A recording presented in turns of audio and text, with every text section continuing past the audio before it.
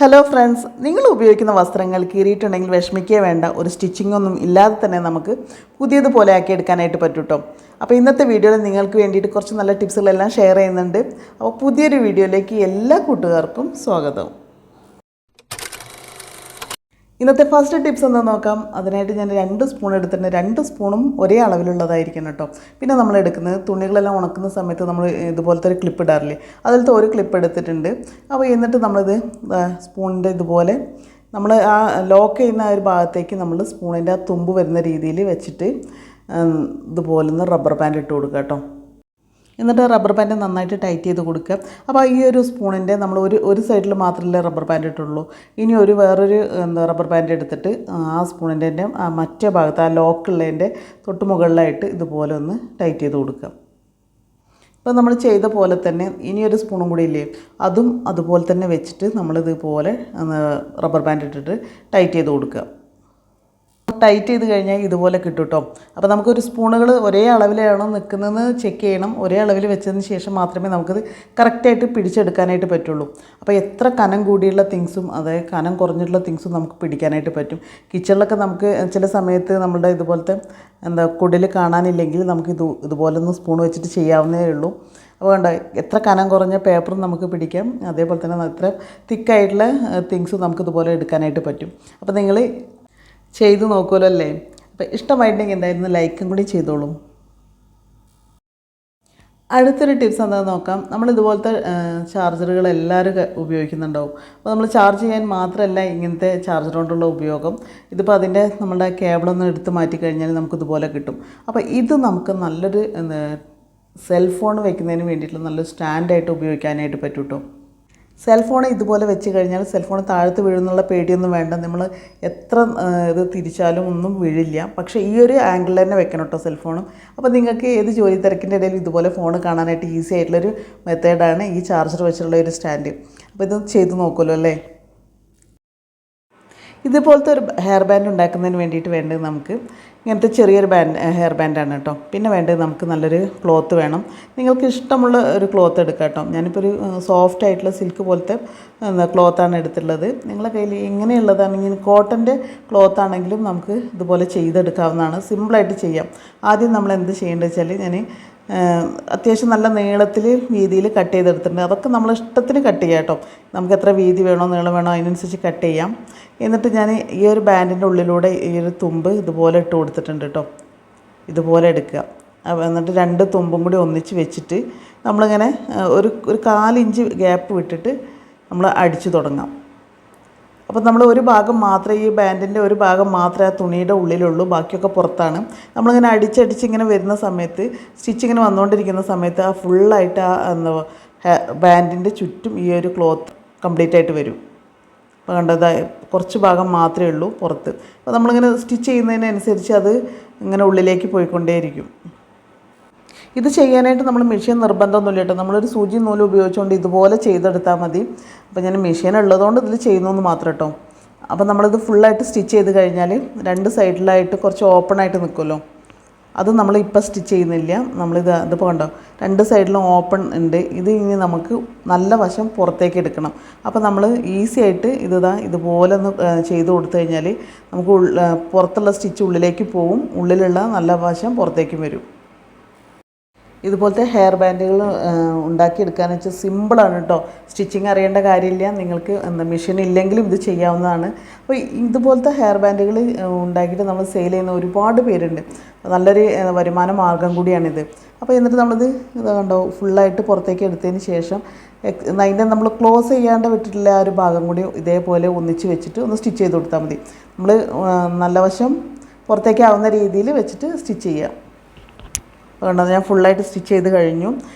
Hair clip ഉപയോഗിക്കുന്നതിനെക്കാട്ടിലും ഇതുപോലത്തെ hair ബാൻഡുകൾ ഉപയോഗിച്ച് കഴിഞ്ഞാൽ മുടി പൊട്ടിപ്പോകുന്നത് വളരെയധികം കുറയ്ക്കാനായിട്ട് സഹായിക്കും. അപ്പോൾ ട്രൈ ചെയ്ത് നോക്കൂ കേട്ടോ.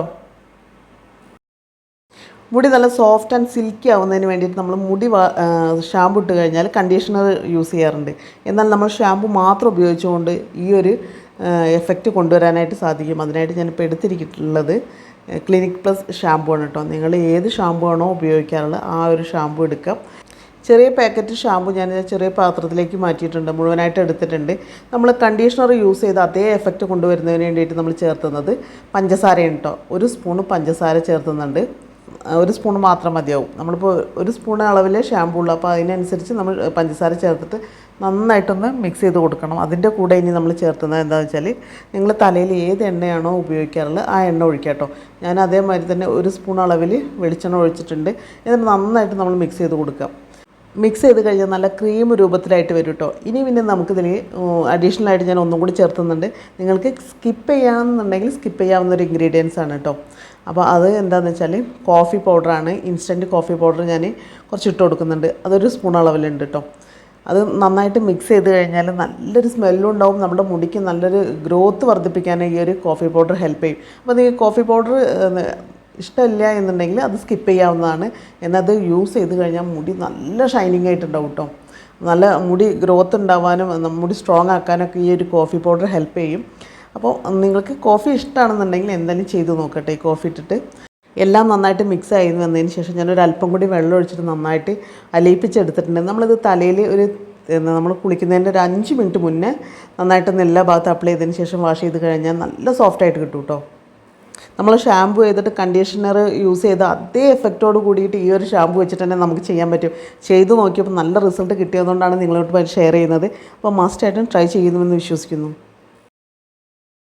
നമ്മൾ ഉപയോഗിക്കുന്ന വസ്ത്രങ്ങൾ കീറി കഴിഞ്ഞ് കഴിഞ്ഞാൽ നമുക്കത് ശരിയാക്കി എടുക്കുന്നതിനായിട്ട് മെഷീൻ്റെ ആവശ്യം വരും. ചിലപ്പോൾ നമുക്ക് സൂചി നൂലൊക്കെ ഉപയോഗിക്കേണ്ടി വരും. ഇപ്പോൾ ഇതൊന്നും ഇല്ലാണ്ട് നമുക്ക് സ്റ്റിച്ചിങ്ങിൻ്റെ ആവശ്യമോ സൂചി നൂലിൻ്റെ ആവശ്യമോ ഒന്നും ഇല്ലാതെ തന്നെ നമുക്കിത് ഈ കീറിയിട്ടുള്ള ഭാഗം നമുക്ക് പുതിയതുപോലെ ആക്കിയെടുക്കാനായിട്ട് പറ്റും കേട്ടോ. അതിനായിട്ടുള്ള ചെറിയൊരു ട്രിക്കാണ്.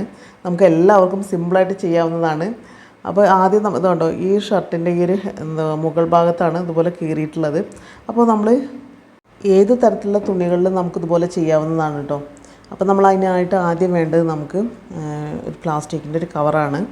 അപ്പോൾ കവർ എടുത്ത് വെച്ചിട്ടുണ്ട്. ഇതൊന്നും ഇത്ര വലിയ കവറൊന്നിൻ്റെ ആവശ്യമില്ല, ചെറിയൊരു പീസേ നമുക്ക് ആവശ്യമായിട്ടുള്ളൂ. അപ്പോൾ ഇതൊന്ന് നമുക്കൊരു ചെറിയ പീസ് കട്ട് ചെയ്തെടുക്കാം.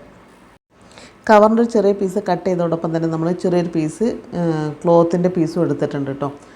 അത് കോട്ടൻ്റെ ക്ലോത്തോ അല്ലെങ്കിൽ ബനിയൻ ക്ലോത്തോ അങ്ങനത്തെ എന്താണെങ്കിലും ഓക്കെയാണ്, കുഴപ്പമില്ല.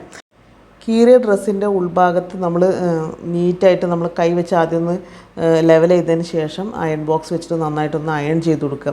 അവിടെ ചുളിവൊന്നും വരാത്ത രീതിയിൽ അയൺ ചെയ്ത് കൊടുക്കുക. എന്നിട്ട് എന്താ നമ്മൾ നന്നായിട്ട് ആ ഗ്യാപ്പൊക്കെ ഉണ്ടെങ്കിൽ ഗ്യാപ്പൊക്കെ നമ്മൾ കൈ വെച്ചിട്ട് തന്നെ ഒന്ന് കറക്റ്റാക്കി കൊടുത്തതിന് ശേഷം നമ്മൾ ആദ്യം വെക്കുന്നത് നമ്മൾ നേരത്തെ കട്ട് ചെയ്ത് വെച്ചിട്ടുള്ള പ്ലാസ്റ്റിക് കവറിൻ്റെ ഒരു പീസില്ലേ.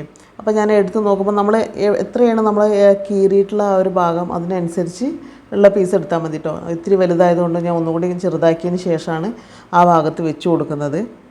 നമ്മളത് ഇതുപോലെ വെച്ചതിന് ശേഷം അതിൻ്റെ മുകളിൽ ഇപ്പോൾ ഈ ഒരു പീസിൻ്റെ മുകളിലായിട്ട് നമ്മൾ നേരത്തെ എടുത്ത് വെച്ച ചെറിയൊരു പീസ് തുണിയുടെ ഒരു പീസില്ലേ, അത് ഇതുപോലെ അതിൻ്റെ മുകളിലേക്ക് വെച്ച് കൊടുക്കുക. എന്നിട്ട് നമ്മൾ അയൺ ബോക്സ് നല്ലതുപോലെ ചൂട് വേണം. എന്നിട്ട് അവിടെ നിന്ന് ഈ ഒരു അയൺ ബോക്സ് വെച്ച് നന്നായിട്ടൊന്ന് അയൺ ചെയ്ത് കൊടുക്കുക. ഞാൻ ഏകദേശം ഒരു 2-3 മിനിറ്റ് നന്നായിട്ടൊന്ന് ആ ചൂട് ആ ഭാഗത്ത് വരുന്ന രീതിയിൽ അയൺ ബോക്സ് വെച്ച് ചെയ്തിട്ടുണ്ടായിരുന്നു കേട്ടോ, അയൺ ചെയ്തിട്ടുണ്ടായിരുന്നു. അപ്പോൾ തന്നെ നമ്മൾ ആദ്യം വെച്ചിട്ടുള്ള ആ ഒരു പ്ലാസ്റ്റിക്കിൻ്റെ ഒരു പീസ് നന്നായിട്ട് അവിടെ ഒട്ടിയിട്ടുണ്ടാവും. അപ്പോൾ നമ്മളിത് അങ്ങനെ അയൺ ചെയ്ത് കഴിഞ്ഞതിന് ശേഷം നന്നായിട്ടൊന്ന് ചൂട് ആറിയതിന് ശേഷം മാത്രം നമ്മൾ ഈ ഒരു ഇതൊക്കെ ഒന്ന് എടുത്ത് മാറ്റാവുന്നതാണ്. ആ തുണിയുടെ പീസ് എടുത്ത് മാറ്റുന്ന സമയത്ത് നമ്മൾ ആദ്യം വെച്ചിട്ടുള്ള പ്ലാസ്റ്റിക്കിൻ്റെ പീസ് അവിടെ കറക്റ്റായിട്ട് നല്ല രീതിയിൽ ഒട്ടിയിട്ടുണ്ട് കേട്ടോ.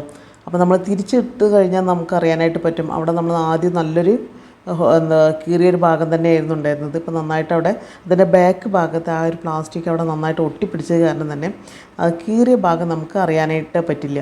ഇത് നമുക്കൊരു പെർമനൻ്റ് ആയിട്ടുള്ളൊരു സൊല്യൂഷനല്ല, ഇതൊരു ടെമ്പററി ആയിട്ട് നമുക്ക് യൂസ് ചെയ്യാവുന്ന ഒരു മെത്തേഡാണ് കേട്ടോ. അപ്പോൾ നല്ലതുപോലെ ആ ഒരു കീറിയ ഭാഗം നമുക്ക് ആ ഒരു ഭാഗത്ത് ഇല്ലാത്ത രീതിയിൽ തന്നെ നമുക്ക് ആയി കിട്ടും. നമ്മളൊരു സ്റ്റിച്ച് ചെയ്ത് കഴിഞ്ഞാലോ അല്ലെങ്കിൽ നമ്മൾ മെഷീൻ വെച്ചിട്ടോ കൈ വെച്ചിട്ടോ സ്റ്റിച്ച് ചെയ്ത് കഴിഞ്ഞാൽ കറക്റ്റായിട്ട് ആ ഒരു ഭാഗം നമുക്ക് അറിയാനായിട്ട് പറ്റും. ഇതാവുമ്പോൾ അങ്ങനത്തെ പ്രശ്നങ്ങളൊന്നുമില്ല. നിങ്ങൾക്ക് നിങ്ങളുടെ ഡ്രസ്സുകൾ ഇതുപോലെ സംഭവിച്ചിട്ടുണ്ടെങ്കിൽ ഇതൊന്ന് ട്രൈ ചെയ്ത് നോക്കൂ കേട്ടോ. എന്തായാലും നിങ്ങൾക്ക് ഈ ഒരു വീഡിയോ യൂസ്ഫുൾ ആയിട്ടുണ്ടാവുമെന്ന് വിശ്വസിക്കുന്നു. മറ്റൊരു നല്ലൊരു വീഡിയോ ആയിട്ട് നമുക്ക് വീണ്ടും കാണാം.